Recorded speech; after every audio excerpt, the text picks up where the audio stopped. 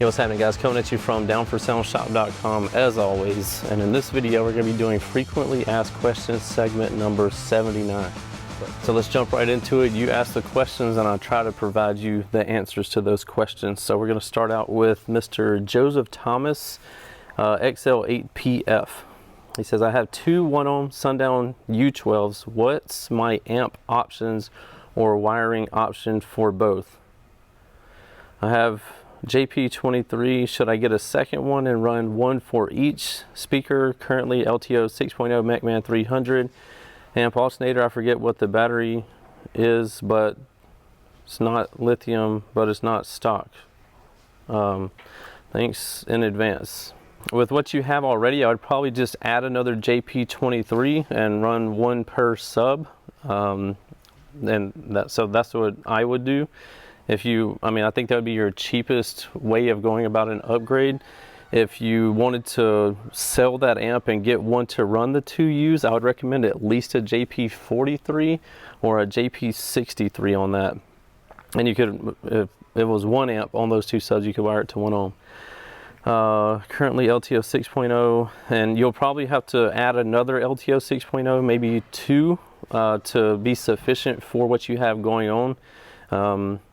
So that's what I would do in your situation to make it sufficient. Up next we have Brock Marquise 8511. What amp for an Avatar STU 1546? Running mine on a JP23. I would recommend running that on a JP33 or a JP43. I think that would be a great match for that.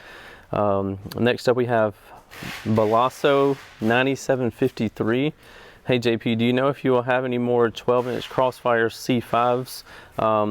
Probably sometime in the future, but currently we don't have an ETA for those. So unless you're trying to match something, I would recommend looking at the Amper Audio 3.0s that we have in stock.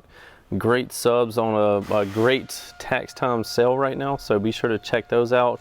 And obviously you can look at the Sundown U series or XV2 series. Up next we have Jonna period 8852. Can I run a JP33 powering a Sundown X wired to 1 LTO 6.0 and a stock battery and 290 amp alternator, or will I need more amp hours?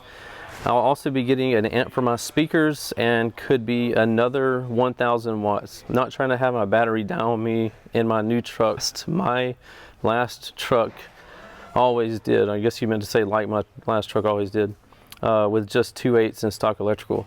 One thing I want to make sure you're not doing is running your system with your vehicle off. Like, that's a recipe for disaster. So if you're ever running your system, make sure your vehicle is just on. But as far as a LTO 6.0 being enough for a JP33 and then you're going to add another 1000 watts, I would probably just recommend make sure you have a big 3 done and then add one more LTO 6.0 and you should be golden there. Last but not least, we have Chad Crow 753. Question: when will D4S HD3 single 12 boxes be back in stock? I'm hoping the first quarter of this year. They are in production, but that takes time. So let's shoot for end of March, sometime in May. So that's what we're going to shoot for on that. But I know they're very popular for the big boy like Sundown subs, like the X series or ZV6 series, Nightshade series. They were made specifically for those. So any big subs, they can do great for that. Anyway, that's going to conclude this frequently asked questions segment. Again, if you have any questions, ask them in the comments below, and I'll try to get to them for you. But don't forget about that Down for Sound difference. Guaranteed lowest prices, fastest shipping, best customer service. We have a ton of different financing options on the website under the financing tab, so be sure to check those out, and we will see you in the next one. Later.